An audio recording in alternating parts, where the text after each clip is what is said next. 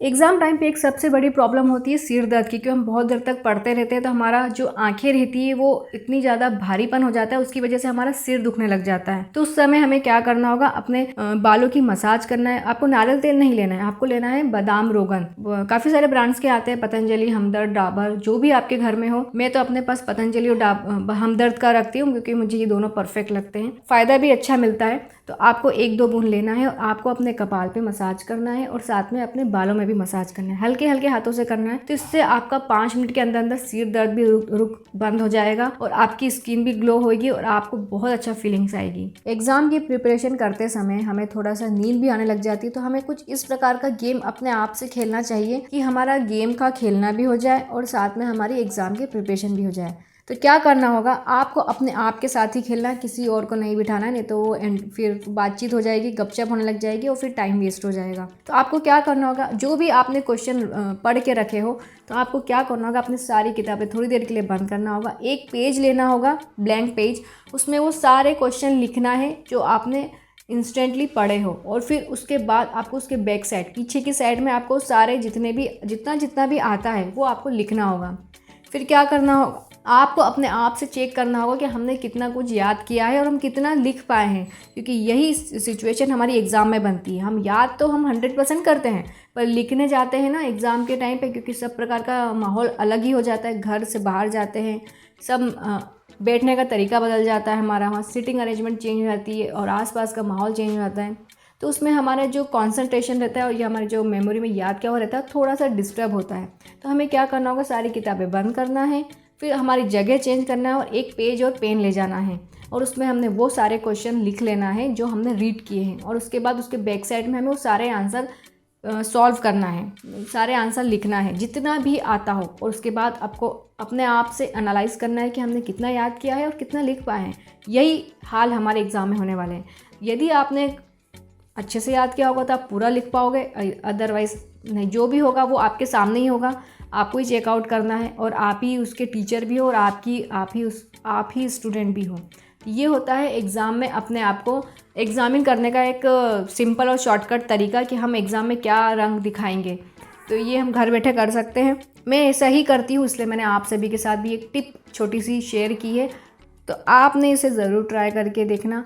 आपको थोड़ा सा भी ऐसा लगे कि हाँ ये बहुत काम की चीज़ है तो आपने कमेंट्स में ज़रूर बताना। एग्ज़ाम में हमारा डाइट चार्ट कैसा होना चाहिए और हमें अपनी हेल्थ का कैसे ख्याल रखना चाहिए, क्योंकि हम एग्ज़ाम पे टाइम पे खाने की चीज़ें और पीने की चीज़ें हमें बहुत भूल जाते हैं और उसकी वजह से हमें वीकनेस आ जाती है, हम थकान से फीलिंग करते हैं और उसकी वजह से हम सो जाते हैं। तो इसमें हम एग्ज़ाम की प्रिपरेशन करते समय हमें कौन कौन सी चीज़ें हमारे पास में रख के बैठना चाहिए और फिर पढ़ाई करना चाहिए। तो शुरुआत सुबह से क्या हमें लेना चाहिए, तो सुबह हमें या तो नारियल पानी लेना चाहिए, नारियल पानी से शुरू करना चाहिए क्योंकि वो एक प्रकार से नेचुरल एनर्जी ड्रिंक होता है, बजाय कि किसी और के केमिकल बेस्ड सॉफ्ट ड्रिंक या फिर किसी और चीज़ के। नारियल 3-4 ला के रख सकते हैं हम एडवांस में।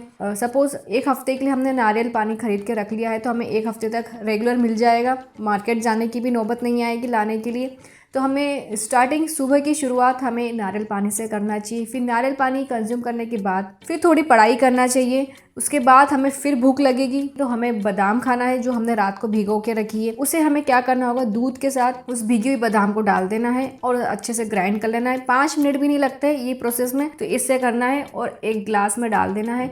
और स्वाद बढ़ाने के लिए और ज़्यादा टेस्टी बनाने के लिए ऊपर से हमें चॉकलेट पाउडर डाल लेना है। किसी भी प्रकार का जो पाउडर आता है वो नहीं ऐड करना है, सिर्फ कोको पाउडर डालना है क्योंकि वो नेचुरल होता है और उसमें बहुत बढ़िया चॉकलेट का टेस्ट आता है। तो हमें चॉकलेट का स्वाद भी मिल जाएगा और हमें बादाम का बेनिफिट भी मिल जाएगा। तो ये होता है हमारा फिर 9 बजे का टाइम। फिर बात आती है लंच की। तो लंच में हमें क्या चीज़ें एग्ज़ाम के टाइम खाना चाहिए जिससे हमें बहुत ज़्यादा एनर्जी मिले, नींद भी नहीं आए। तो हमें दाल नहीं खाना चाहिए क्योंकि दाल थोड़ी हेवी होती है। अगर दाल खाना ही है तो मूंग दाल खाना चाहिए या फिर चने की दाल खाना चाहिए, लाइट होती है।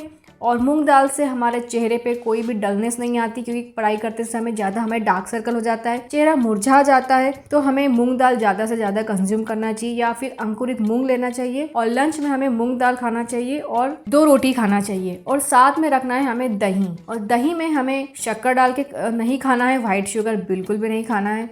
इसकी जगह हमें गुड़ खाना है तो बहुत ही बढ़िया सा टेस्ट आता है। ऐसा समझोगे आप वनीला जैसा स्वाद आने लग जाएगा दही में अगर गुड़ डाल के खाते हैं, बहुत बढ़िया फ्लेवर भी बढ़ता है। बढ़ता है और स्वाद भी बढ़ता है और हेल्थ भी अच्छी रहती है। अभी लंच की बात तो हो गई है, अब क्या करें, पढ़ाई करते समय और भी हमें कुछ चटपटी चीज खाने का मन होता है, तो हमें क्या करना होगा, काजू लेना है और उसे मीठा नीम और पुदीना से तड़का लगा के उसे रोस्ट कर लेना है और अपने पास एक एयरटाइट बॉक्स में रख लेना है अपनी टेबल पे। और जब भी कुछ क्रंची मंची खाने का मन हुआ तो 1-2 खाते जाना है। उतना ही रखना है उस कंटेनर में जितना हमें खाना है।